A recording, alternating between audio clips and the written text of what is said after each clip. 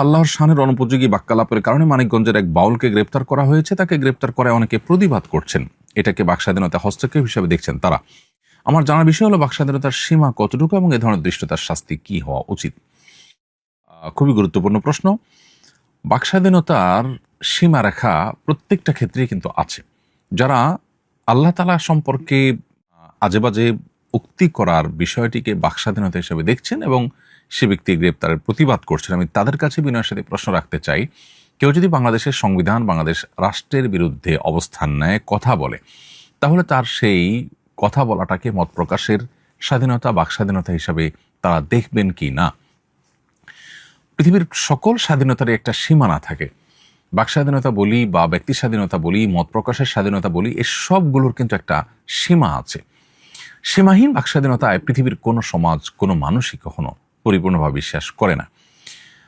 একটা